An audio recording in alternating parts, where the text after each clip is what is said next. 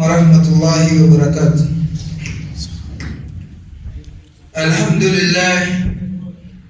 Alhamdulillahi alladhi ja'ala siyama shahri ramadani ahadu arkani al-islam wa khassahu min bayni sa'iri ash-shuhuri bit-tashrifi wat-takrim wa anzala fihi al-Qur'an al-'azim wa adh-dhikr al-hakim.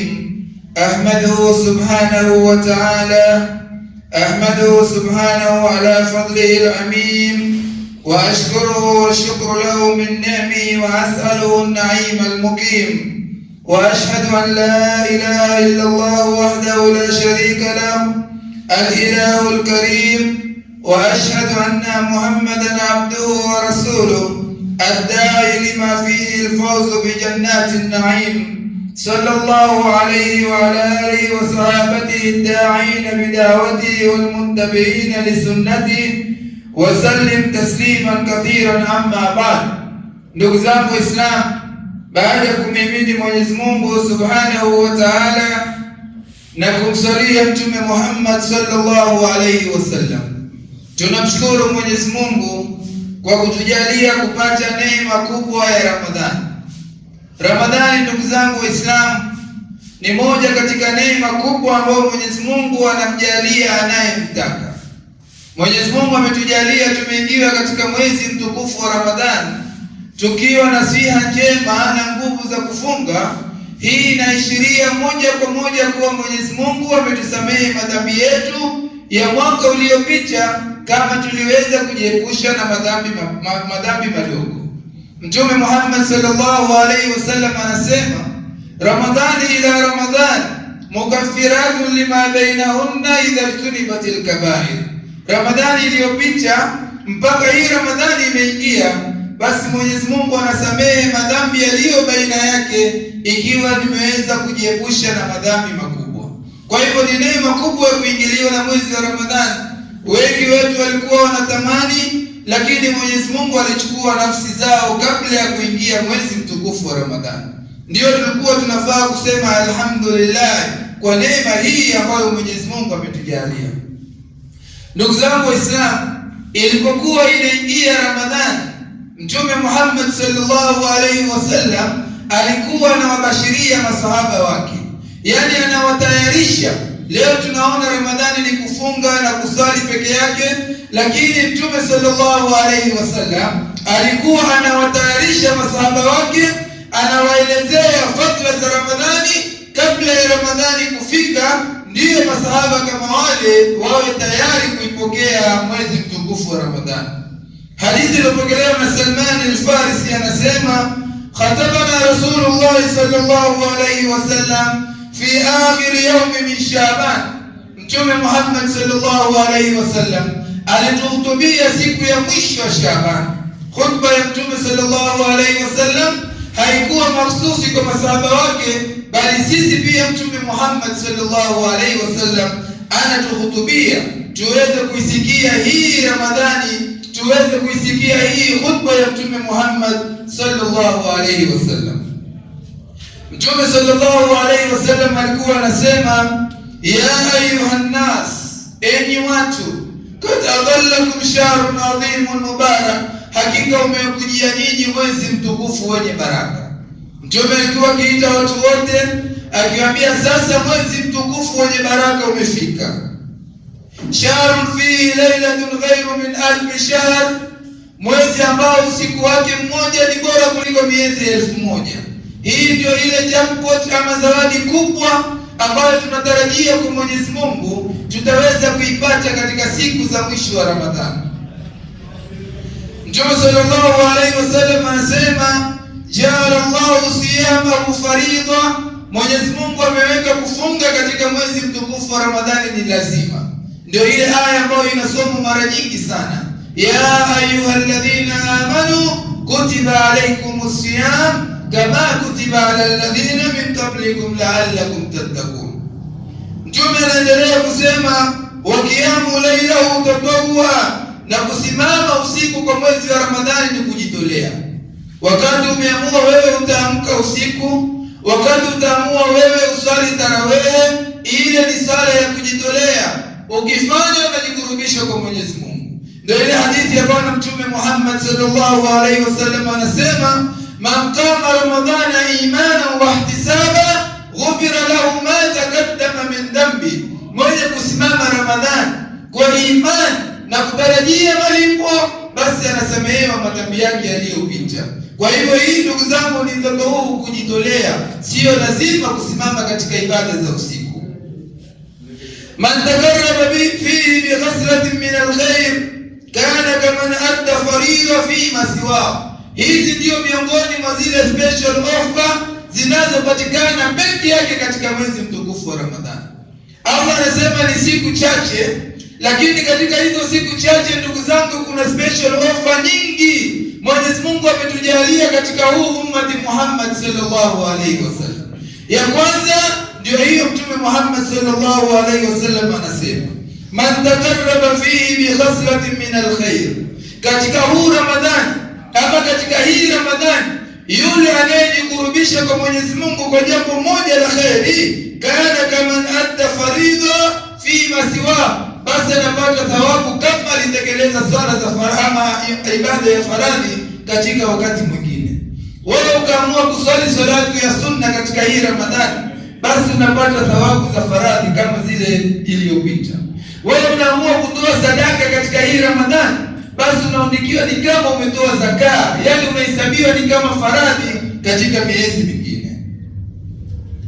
Nyingine Mtume Muhammad sallallahu alaihi wasallam anasema, waman adda faridata fihi, na mwenye kutekeleza jambo la faradhi katika mwezi huu mtukufu wa Ramadhani, kana kaman adda 70 faridha fi ma siwa. Hii ndio special offer nyingine. Tunakuja kusali, tunaenda, tunatoa, tunaenda, lakini ile swala ambayo ya faradhi, kama sasa hivi tunaenda kusali salatu dhuhuri, tunasali sala ya dhuhuri moja Ramadhani, unaandikiwa umesali sala 70 katika mwezi mtukufu wa Ramadhani. Leo kwa siku tuko na sala 5 ndugu zangu Waislamu, lakini ukisali sala 5 Ramadhani unaandikiwa umesali sala 350 katika siku kama hiyo. Hii ndio special offer kubwa Mwenyezi Mungu anatukaribisha ili tuweze kuipata pepo yake.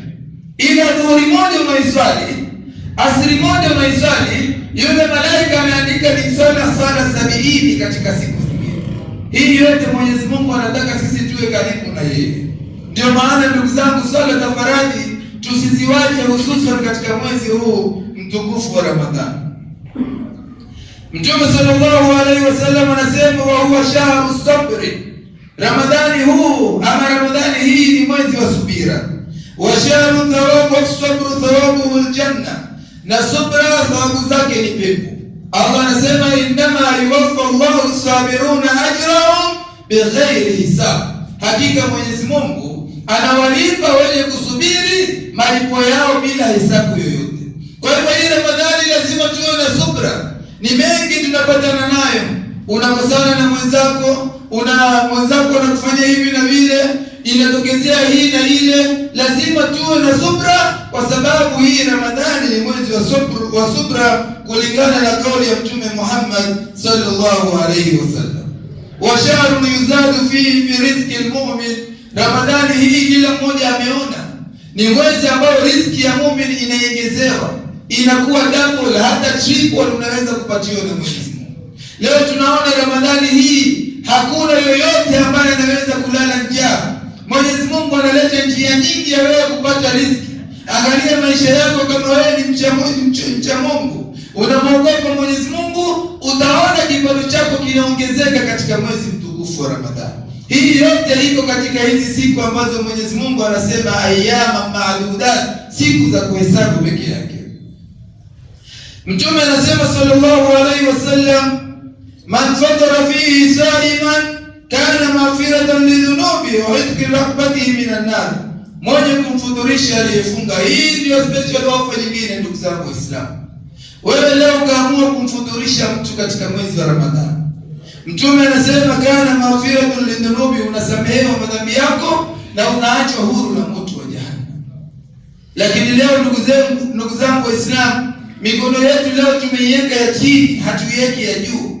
Kila mmoja anataka wewe ukamfuturishe, lakini hakuna hata mmoja anataka kwenda kufuturisha mwenzake. Anaona hapana, kumbe kuna fadhila kubwa katika kufuturisha katika mwezi mtukufu wa Ramadhani. Masahaba waliposikia hivyo, na hali za masahaba tunazijua ni hali ambazo sio hali nzuri. Masahaba wakamwambia, ya Rasulullah, laysa kulluna yajidu ma yufaddiru as-saim. Mtume sallallahu alaihi wasallam unasema mmoja kumfuturisha aliyefunga anapata msamaha na kuachwa huru na moto wa jahannam. Sisi hatuna uwezo, sio kila mmoja wetu ataweza kumfuturisha. Sasa sisi tutakuwa tumepata nini ewe mtume wa Mwenyezi Mungu?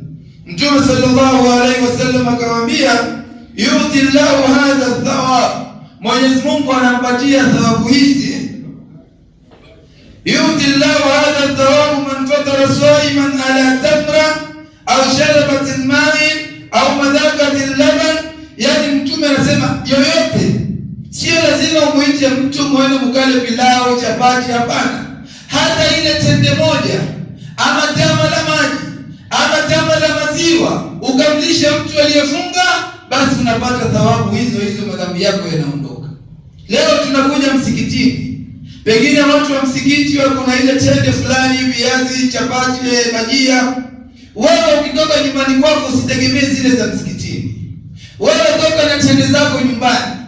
Wewe kuanzia leo jaribu kununua maji, hata kama ni ile carton moja ile ya shilingi 300, jaribu ununue uje uyeje tu pale msikitini.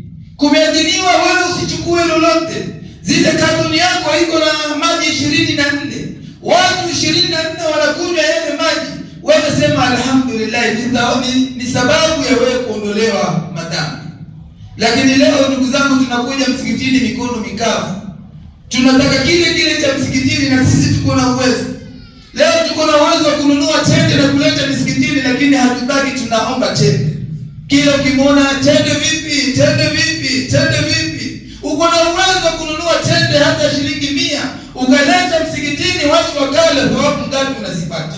Lakini leo tunataka sisi wenyewe, tumezoea mkono. Ndio Mtume sallallahu alaihi wasallam anasema, al-yadul ulya khairun min al-yadi sufla. Mkono wa juu wa kutoa ni bora kuliko mkono wa chini wa kuomba. Kwa hivyo kuanzia leo, ndugu zangu Waislamu, ukija msikitini, kuja hata na bajia, hata na sambusa. Kama unaweza nunua maji, kama unaweza tengeneza ile milkshake, kama huna uwezo nunua tende, wewe ziweke tu pale. Allahu akbar, Allahu akbar, watu watakula. Ni sababu kwanza wewe ya kuondolewa madhambi yako, na ni sababu ya wewe kuepushwa na moto wa jahannam, kulingana na hadithi ya Bwana Mtume Muhammad sallallahu alayhi wasallam.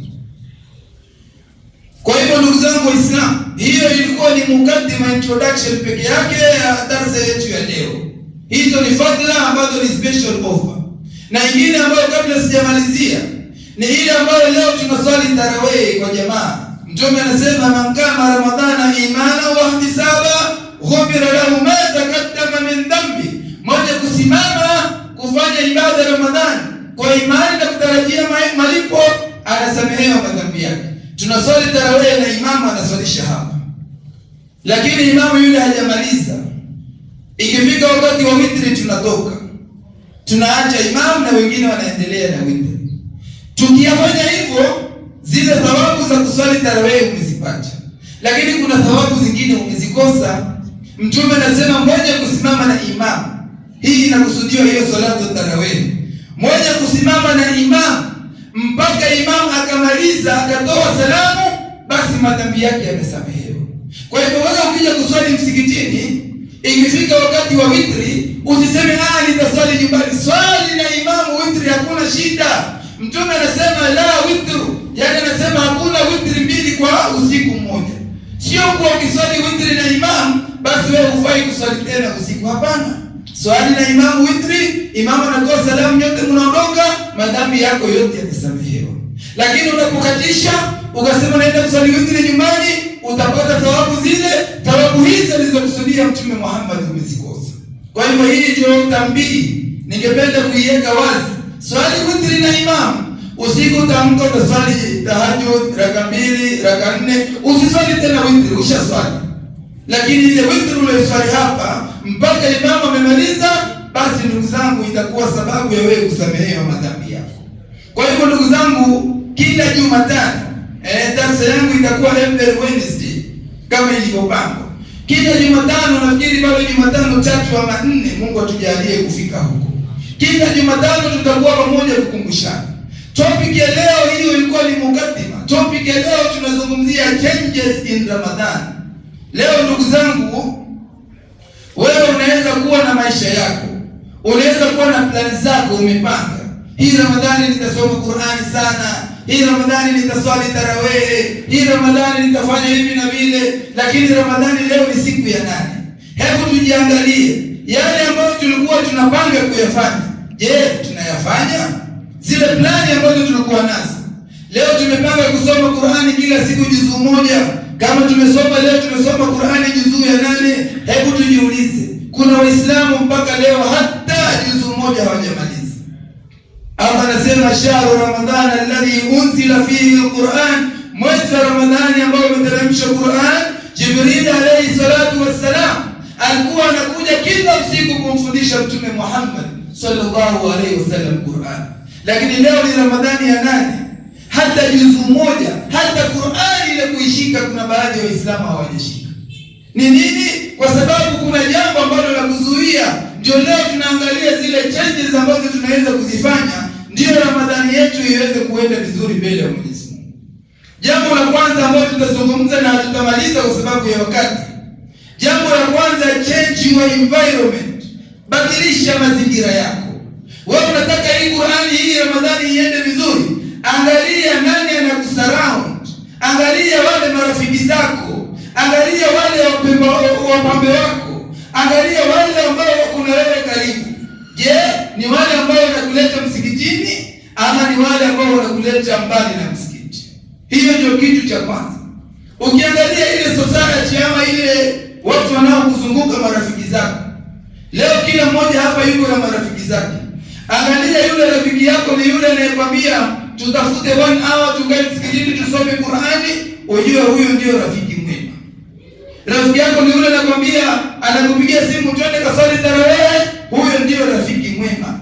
Lakini kama una marafiki wale wa kawaida, swala kwao hazipiti, Qur'ani hata haijui, kumtaja Mwenyezi Mungu hakuna, kumsalia mtume hajui alimsalia mtume lini, hii Ramadhani itapita kama Ramadhani zingine na hakuna chochote utapata, utakuwa ni mwenye hasara. Ndiyo Mtume Muhammad sallallahu alaihi wasallam anasema, ameangamia, amepata hasara man adraka Ramadhan, yule ataipata mwezi wa Ramadhani mpaka Ramadhani inatoka na dhambi zake ziko pale pale. Unataka mabadiliko? Badilisha marafiki zako. Angalia Mtume Muhammad sallallahu alaihi wasallam anatupigia mfano wa aljalisu salih na aljalisu su, kikao kizuri na kikao kibaya. Mtume anasema kikao kizuri ni kama wewe unafuatana na mwenye kuuza perfume. Huwezi kununua, lakini kuna wakati anakupuliza, hebu sikia harufu yake, unasikia harufu nzuri. Na kikao kibaya ni kama yule mwenye kuchomelea. Nguo zako zinaweza kuchomeka, ama ukitoka pale na wewe unanuka harufu mbaya. Kwa hivyo jambo la kwanza ndugu zangu, badilisha kile kikao chako. Usipobadilisha wale marafiki zako, usipobadilisha ile environment yako, ndio utakuja kujuta mbele ya Mwenyezi Mungu. Unamwambia Mwenyezi Mungu, ya laitani ittakhadtu, ya laitani lam attakhidh fulana khalila. Unamwambia Mwenyezi Mungu siku ya kiyama, ya laitani laiti lam attakhidh fulana khalila, nisingemfanya fulani kuwa rafiki yangu. Unajuta kwa Mwenyezi Mungu. Unaona rafiki yako ndio amekuingiza katika moto wa jahannam. Unaona rafiki yako ndio amekukosesha rehema za Ramadhani. Unalia kwa Mwenyezi Mungu, ya laitani lam attakhidh fulana khalila, laiti mimi nisingemfanya fulani kuwa rafiki. Lakini laiti itasaidia nini ndugu zangu Waislamu? Ya laitani ittakhadtu ma'a rasuli sabila, natamani ningechukua njia ya Mtume Muhammad sallallahu alaihi wasallam. Sasa kabla hujaenda kujuta siku ya kiyama, ni mimi na wewe tubadilishe wale marafiki.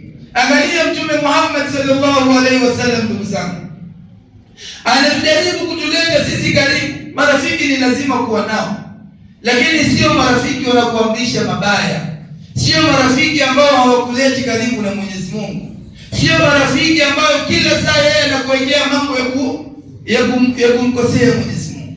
Ndio pale tunakuja kufeli. Ukiwa na rafiki huyo huwezi kusoma Qur'ani. Ukiwa na rafiki huyo utakolewa unafunga jana kiu. Umefunga jioni umefuturu, lakini mambo ni yale yale. Ukiwa na rafiki huyo mtasema uongo. Ukiwa na rafiki huyo mtasengenya, mtafanya vitimbo hivi na vile huku umefunga. Ndio pale Mtume Muhammad sallallahu alaihi wasallam anasema, man lam yada qawla adh-dhuri wal amala bihi wal jahr alayhi falaysa lillahi haja fi an yada ta'ama wa sharaba. Yule ambaye hataacha kuzungumza urongo Ramadhani. Wewe Ramadhani bado unazungumza urongo, unadanganya, unafanya hivi, basi Mtume Muhammad sallallahu alaihi wasallam anasema huyu hana haja kuacha chakula na kinywaji, kwa sababu hakuna kitu kinapanda mbele ya Mwenyezi Mungu Subhanahu wa Ta'ala. Kwa hivyo number one, change your environment, change your friends. Badilisha marafiki zako kabla hujaenda kujuta mbele ya Mwenyezi Mungu. Ukisema huyu ni rafiki wa damu, huyu tumetoka kitambo na huyu naona ni kupoteza, ni wewe uchukua ile uamuzi. Angalia katika wale watu ambao tutawataja pengine wiki inayokuja, ndio ujue marafiki wazuri wote wametajwa katika hadithi moja ya Bwana Mtume Muhammad sallallahu alaihi wasallam. Lakini hiyo itakuja kwa sababu kidogo itachukua wakati. Wiki ijayo tutazungumzia marafiki wema, utawajuaje? Utajua zile qualities of a best friend. Qualities za yule rafiki mzuri ni yupi? Bwana Mtume Muhammad ashatutajia katika hadithi yake. Lakini Mtume anasema warajulani tahaba fillah, marafiki wawili, watu wawili wanapendana kwa ajili ya Mwenyezi Mungu. Ijtama alayhi wa tafarraka alayhi, wanakuwa pamoja kwa ajili ya Mwenyezi Mungu na wanaachana kwa ajili ya Mwenyezi Mungu. Mimi na wewe ni rafiki, lakini umeniona mimi sitaki kuswali, mimi ni mzinifu, mimi nafanya dhulma, unaniambia wewe bwana ni rafiki yangu sana, lakini wewe kwa nini hutaki kuswali? Kwa nini hutaki wewe kazi yako ni dhulma? Kwa nini wewe kazi yako ni hii na hii? Ukiona mimi sitaki kukusikiliza, unaachana na mimi. Unaambia bwana, kuanzia leo wewe sio rafiki yangu tena. Kwa sababu kila nikijaribu kukaa na wewe utaniambukiza sifa zako mbaya. Ukiweza kufanya hivyo, pepo ya Mwenyezi Mungu itakuweko. Katika wale watu saba, Mtume anasema sabatun yudhilluhumullahu ta'ala fi dhilli yawma la dhilla illa dhillu. Watu aina saba watakuwa katika kivuli cha Mwenyezi Mungu, siku ambayo hakuna kivuli isipokuwa kivuli chake. Mmoja wa hao ndio hao Mtume anasema warajulani tahaba fillah ijtama alayhi wa tafarraqa alayhi. Watu wawili wanapendana kwa ajili ya Mwenyezi Mungu, wanakuwa pamoja kwa ajili ya Mwenyezi Mungu na wanaachana kwa ajili ya Mwenyezi Mungu. Wewe tujiulize, mimi na wewe ndugu zangu Waislamu, tunaweza kumwacha rafiki yetu kwa ajili ya Mwenyezi Mungu? Tuko tayari kuvunja urafiki kwa ajili ya Mwenyezi Mungu? Leo utaona hatuko tayari. Mwenzako anafanya mabaya, huwezi kumwambia, unamwangalia tu. Unaona nikimwambia atakasirika, nikimweleza hivi atakasirika. Kwa hivyo jambo la kwanza, change your environment. Ukitaka kufaidi hii Ramadhani, zile fadhila ambazo mashehe wanatuelezea kila siku, wanatukumbusha tunataka kuzipata, badilisha mazingira yako. Kama wewe unakaa maskani ambayo haina faida, hakuna hata kumtaja Mwenyezi Mungu, toka katika maskani kama ile. Una haja gani ukae mahali kuanzia asubuhi mpaka jioni hata jina la Mwenyezi Mungu halitaji, hata Mtume Muhammad sallallahu alaihi wasallam hataji? Wewe umekaa tu. Toka katika maskani kama ile, kwa sababu haina faida. Usione mimi nimekaa, nitalala, nitaamka. Huwezi jua ndugu zangu Waislamu. Unaweza kukaa maskani mbaya, usiku umelala, ukatangaza inna lillahi wa inna ilaihi rajiun, hata time ya kutubia kwa Mwenyezi Mungu hukupata. Kwa hivyo ndugu zangu Waislamu, wakati umemalizika. Lakini hii topic ya kwanza tutaendelea Jumatano inayokuja inshallah. Tutaelezana nani marafiki wazuri. Ndio wewe mwenyewe ujiangalie kwanza, wewe mwenyewe ni mzuri? Mtume anasema hasibu anfusakum kabla tuhasabu, jihesabuni nafsi yenu kabla hamjahesabiwa. Wewe mwenyewe jiangalie, hizi sifa ambazo Mtume Muhammad amezitaja niko nazo? Kama uko nazo sema alhamdulillah. Tafuta na wale watu ambao wako na zile sifa, utaweza kufaidi katika mwezi mtukufu wa Ramadhani. Tunamwomba Mwenyezi Mungu atujalie ni wenye kusikia mema na kuyafuata, na wenye kuyasikia mabaya na kuepuka. Mwenyezi Mungu atutakabalie saumu zetu. Wassalamu alaikum wa rahmatullahi wa barakatuh.